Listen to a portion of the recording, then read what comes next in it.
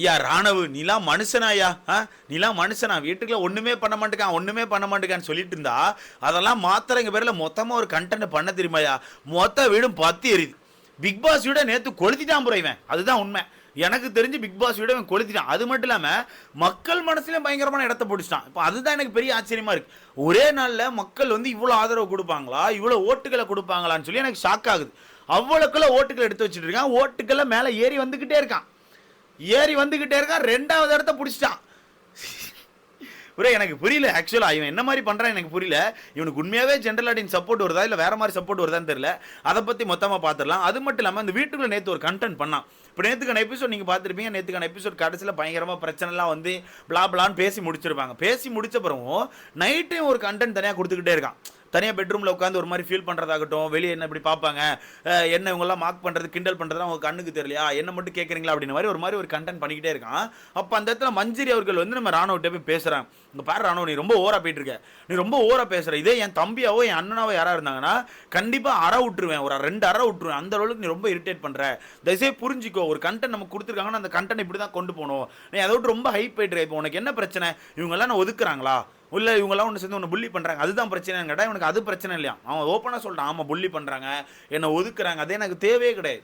அதெல்லாம் நான் டெஸ்ட் பண்ணி நான் மேலே வந்துப்பேன். இருந்தாலுமே எனக்கு ஒன்று இருக்குல்ல, இப்போ இந்த வீட்டுக்குள்ள ஒரு லவ் கண்டென்ட் பண்ணுறாங்க, ஒரு சில பேர் ரொம்ப மோசமாக பண்ணுறாங்க. அந்த விஷயத்தை நான் தட்டி கேட்குறேன். ஏன்னா தட்டியே கேட்கக்கூடாதுன்னு சொல்கிறேன் நீங்கள் யார்? அது மட்டும் இல்லாமல் இந்த விஷயத்தை தட்டி கேட்டு ஒரு சண்டையாக மாறிட்டு உங்களுக்கே தெரியுது. அப்போ நான் சண்டை போட்டுட்டு இருக்கேன். நான் இத்தனை நாளாக பேசலன்னு சொல்லி நான் திட்டினீங்க. இப்போ நான் சண்டை போட்டு பேசிட்டு இருக்கேன். சடனாக வந்து நீங்கள் என்ன கேட்குறீங்க, ஹாஸ்பிட்டல் போகணுமா, சைக்காட்ரிஸ்ட்டை பார்க்கணுமான்னு கேட்குறீங்க. அப்போ உங்களுக்கு எப்படி இருக்கும்? அப்போ உங்களுக்கு என்ன பார்த்தா எப்படி தெரியுது அப்படின்ற மாதிரி பயங்கரமாக கொஸ்டின் வைக்கிறான். யாரு? ராணவ அவர்கள் பயங்கரமா கொஸ்டின் வச்சுட்டு இருக்காரு. எனக்கே ஆச்சரியமா இருக்கு, ராணவா பேசுறேன். ஆனா சொல்ல போனா இவன் வந்து பயங்கரமா பண்றான். ஒரு சீன் கிடைச்சு போச்சுன்னு சொல்லி வச்சு செய்யறான், அதுதான் உண்மை. ஏன்னா இந்த சீன்ல ஆண்கள் அணியில நிறைய பேர் இருக்காங்க. விஜய் விஷால், தீபக், சத்யா, ரஞ்சித் நிறைய பேர் இருக்காங்க. ஓகேவா? இவங்கெல்லாம் இந்த கான்செப்டை ஃபுல்லா பண்ணாங்கன்னா இல்ல. ஸ்டார்ட் பண்ணி விடும்போது தீபக் லைட்டா இருந்தாரு, லைட்டா முத்துக்குமரன் இருந்தாரு, அதுக்கப்புறம் லைட்டா சத்யா இருந்தாரு, அதுக்கப்புறம் லைட்டா நம்ம ரஞ்சித் இருக்காரு. அவ்வளவுதான் மொத்தமா இருந்தாங்க. ஆனா இந்த மொத்த கண்டென்ட்டை எடுத்து கொண்டு போனது யாருன்னு கேட்டா ராணுவ மட்டும்தான். ராணுவம் மட்டும்தான். அவன் இருந்து அட்டாக் பண்ணிட்டே இருக்கான். அது ஒரு லெவல் பீக் போனது காரணம் என்னன்னா இவன் பர்சனல் அட்டாக்கே பண்ணிட்டான். ஒரு ஓப்பனாக பர்சனல் அட்டாக்கே பண்ணிட்டான். கண்டென்ட்டுக்காண்டி ரயான் ஆகட்டும், நம்ம அவங்க பேர் என்ன சத்யா ஆகட்டும், எல்லாரையுமே ஓப்பனாக பர்சனல் அட்டாக்கே பண்ண ஆரம்பிச்சான். அதுதான் ஒரு எல்லையை தாண்டி மக்களை வந்து ஒரு மாதிரி பூஸ்ட் பண்ணி வேணா இறங்கி அடிக்கிறான் அப்படிங்கிற லெவலுக்கு கொண்டு போக ஆரம்பிச்சு. அப்போ நேற்று நைட்டு மஞ்சரி பேசிட்டு இருக்காங்க. அப்படி மஞ்சரி பேசிட்டே இருக்கும். இவன் என்ன பண்ணுறான் தெரியுமா? அப்புறம் மஞ்சரி அழுதிங்களான்னு கேட்கான். மஞ்சரி அவ்வளோ ஆர்வமாக கடுப்பில் வந்து இவன்ட்ட பேசிட்டு இருக்காங்க.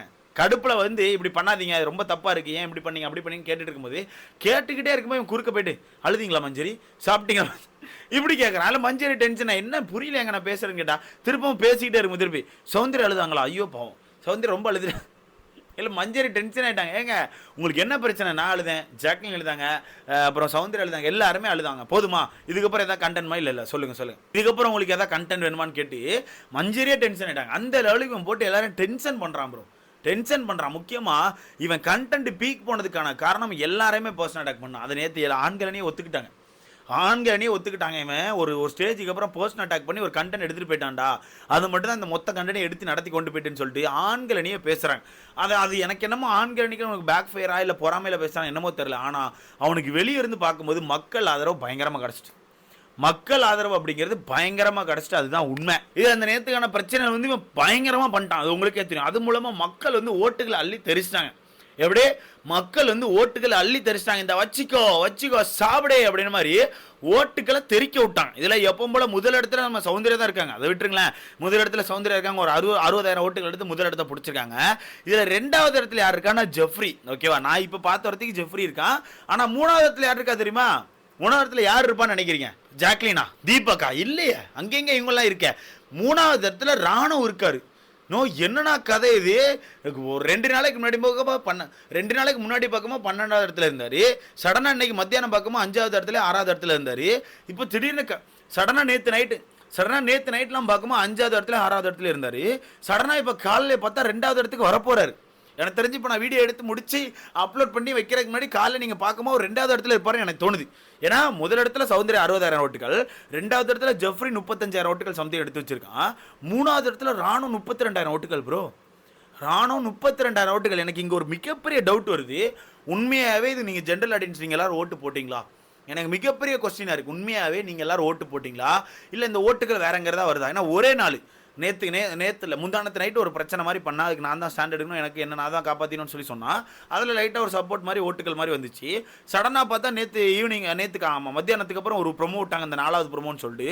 அந்த ப்ரொமோ பயங்கர பீக் போச்சு. அந்த ப்ரொமோவில் பார்த்தா நம்ம ராணுவ தான் சண்டை போட்டுட்டு இருந்திருப்பாரு. அதுக்கப்புறம் பார்த்தாலே உனக்கு ஓட்டுகள் பிச்சுட்டு. அது மட்டும் இல்லாமல் நேற்றுக்கான எபிசோட் முடிஞ்ச பிறகு பார்த்தா ராணுவன்னு ஃபயரை விட்டு தள்ளுறாங்க. ஏன்னா இந்த கான்செப்டை பொறுத்த வரைக்கும் எல்லாருமே பண்ணலாம். யார் வேணா பிராங்க் பண்ணலாம், யார் வேணா சண்டை போடலாம், என்ன வேணா பண்ணிக்கலாம். அங்கே இருக்க மேனேஜ்மெண்ட்டை கிறுக்காகணும், அதுதான் கதை. அதில் இவன் உள்ளே போயிருந்துட்டு பயங்கரமா அதில் நம்ம சௌந்தர்யா அவர்கள் உள்ளே போயிட்டு ஒரு கண்டென்ட் பண்ணாங்க தெரியுமா? எல்லாரும் அட்டாக் தான், ஒருத்தரை விடாமல் எல்லாருமே தனித்தனி முறையில் அட்டாக் பண்ணி பேசிக்கிட்டே இருக்காங்க. இதனாலே சில தற்கொலைகள் வந்து கதறாங்க, அவங்க அட்டாக் பண்ணி பேசுகிறாங்க, அவங்க வந்து ஃபேக்காக இருக்காங்க, அவங்க வந்து காசு கொடுத்துட்டு வந்துட்டாங்க அப்படின்னு. ஏய் நல்லா ஒன்று புரிஞ்சுக்கூடா, அந்த டாஸ்கே அப்படிதான்டா. அந்த டாஸ்க் என்னது, வீட்டுக்குள்ள பிராங்க் பண்ணும். அப்போ மாற்றி சண்டை போட்டாதான்டா பிராங்க் பண்ண முடியும். அதுலேயும் பிரச்சனை சொல்கிறானு ப்ரோ, அதுலேயும் அவங்க சண்டை போடுறாங்க, ஓவர் ஆக்டிங் பண்ணுறாங்க, எல்லாத்துக்குமே குறை சொல்கிறானு. இவங்கள எனக்கு ஃபர்ஸ்ட் ஆஃப் ஆல் எனக்கு இந்த சீசனில் இவங்கள புரிஞ்சிக்க முடியல. இல்லை சில பேர்லாம் எல்லாத்துக்கும் குறை பேசுகிறாங்க, எல்லாத்தையுமே தப்புன்னு தான் பேசுகிறாங்க. இந்த மாதிரி இருக்குது. இதில் ரெண்டாவது எல்லாத்துக்குமே தப்புன்னு பேசுகிற ஆட்கள் தான் இருக்காங்க. ஓகேவா? இதில் 3வது இடத்துல ராணுவ இருக்காரு, 32,000 ஓட்டுக்கு எடுத்து 3வது இடத்த பிடிச்சிருக்காரு. எனக்கு தெரிஞ்சு நல்ல ஒரு ஓட்டுகள், நல்ல இடத்த பிடிச்சாரு. இதே மாதிரி வாரம் நல்ல ஒரு கண்டென்ட்டை பண்ணி கொண்டு போயிட்டே இருந்தாருன்னா கண்டிப்பாக சர்வே ஆகிட்டு எனக்கு தெரிஞ்சு வந்துடுவார். 80-90 நாள் வந்துடுவார். ஆனால் மேபி ஏதோ ஒரு இடத்துல ஸ்லிப் ஆனார்னா காணாம போயிடுவார். ஏன்னா 2வது இடத்துல இருக்க ஜெஃப்ரி இருக்கான்ல, ஜெஃப்ரிலாம் நேற்று நைட்டு செஞ்சுட்டான். நேற்று நைட்டு அவ்வளோ பஞ்சாயத்து உள்ளே போயிட்டு இருக்கும்போது ஒரு மாதிரி ஒரு என்ட்ரி கொடுத்து சட்டையிட்டலாம் கலத்தி ராணுவட்ட சண்டைக்கு போகிறான், கீழே உட்காந்துருக்க ரியாட்டா சண்டைக்கு போகிறான், எல்லார்ட்டையுமே சண்டைக்கு போனான். அந்த மாதிரி ஒரு வித்தியாசமான வைப்புக்கு மாறினான். ஸோ அதனால் எனக்கு தெரிஞ்சு ஜெஃப்ரியை தொட முடியுமான்னு கேட்டால் தெரில. மேபி தொட்டுருவான்னு நினைக்கிறேன். மேபி வெளியே ஏதாவது சப்போர்ட் இருந்தால் தொட்டுருவான். பட் இருந்தாலுமே எனக்கு தெரிஞ்சு இந்த மொத்த ஓட் லிஸ்ட்லுமே ஜெஃப்ரிக்கு மட்டும் தான் ஆர்கானிக் ஓட் மாதிரி எனக்கு தோணுதுப்பா. அது நீங்கள் எப்படி வேணால் நினச்சிக்கலாம். எனக்கு தோன்றது ஜெஃப்ரிக் மட்டும் தான். இல்லை 3வது இடத்துல ராணுவ இருக்கார், 4வது இடத்துல தீபக் ஒரு 30,000 ஓட்டுகள் எடுத்து வச்சிருக்காரு. 5வது இடத்துல ஜாக்லின் ஒரு 25,000 ஓட்டுகள் எடுத்து வச்சிருக்காங்க. இப்பவும் சொல்கிறேன், ஜாக்லின் அஃபிஷியலாக லீடிங்கில் இருக்காங்க, 5வது இடத்துல இல்லை. அதை நான் ஓப்பனாக சொல்லிக்கிறேன். அதுக்கப்புறம் உங்கள் விருப்பம். நீங்கள் யாருக்கு ஓட்டுக்கு போட்டிங்கன்னு சொல்லி மறக்காம இப்போ கமெண்ட் போட்டுருங்க, வீடியோ லைக் பண்ணிக்கோங்க. ஸோ அடுத்தது 6வது இடத்துல நம்ம ரஞ்சித் அவர்கள் இருக்காங்க. எப்படி 6வது இடத்துல நம்ம ரஞ்சித் அவர்கள் இருக்காங்க. அவங்க ஒரு எவ்வளோ 20,000 ஓட்டுகள் எடுத்து 6வது இடத்த பிடிச்சிருக்காங்க. இவங்களாம் எனக்கு தெரிஞ்சு சர்வே ஆயிடுவாங்க. ஏன்னா எல்லாருமே ஓரளவு கண்டென்ட் கொடுத்தாங்க. இந்த வாரத்தை பொறுத்த வரைக்கும் எனக்கு தெரிஞ்சு கரெக்டான கண்டென்ட் கொடுக்காம கொஞ்சம் போர் அடிச்சது ஒரு சில பேர் இருக்காங்க. இல்லை கீழே இருந்து சொல்லிடுவா, இல்லை 13வது இடத்துல ரியா அவர்கள் இருக்காங்க, 12வது இடத்துல நம்ம மஞ்சரி இருக்காங்க, 11வது இடத்துல வர்ஷ்ணி இருக்காங்க, 10வது இடத்துல நம்ம 10வது இடத்துல சிவகுமார் இருக்காரு, அப்புறம் 9வது இடத்துல நம்ம சாச்சனா இருக்காங்க. ஸோ இந்த 6 பேரில் தான் எனக்கு தெரிஞ்சு 2 பேர் அவுட் ஆக போகிறாங்க. இந்த 6 பேரில் தான் எனக்கு தெரிஞ்சு 2 அவுட் ஆக போகிறாங்க. எனக்கு தெரிஞ்சு அதிகமாக போட்டுக்கிட்டே இருக்கேன். எனக்கு மேபி என்னோட கெஸ் வந்து ரீ அவுட் ஆகுங்களான்னு கேட்டால் எனக்கு தெரில. மேபி எனக்கு தெரிஞ்சு என்னடா மேபி தெரில, நிறைய வார்த்தைகள் வருது. சிவகுமார் அவுட் ஆவார்னு எனக்கு தோணும். சிவகுமார் அவர்கள் இந்த வாரம் அவுட்டுன்னு எனக்கு ஃபீல் ஆகுது. உங்களுக்கான கருத்துன்னு சொல்லி எனக்கு கமெண்ட்டில் போட்டிருக்க மறக்காம.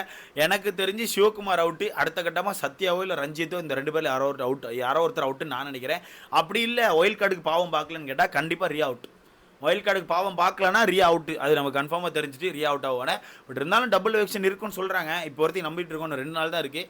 அப்படி டபுள் எலெக்ஷன் இருந்தால் யார் 2 பேர் வெளியே போனால் நல்லா இருக்குன்னு சொல்லி உங்களுக்கான கருத்துக்களை கமெண்ட்டில் போடுங்க. அடுத்த பார்க்கலாம்.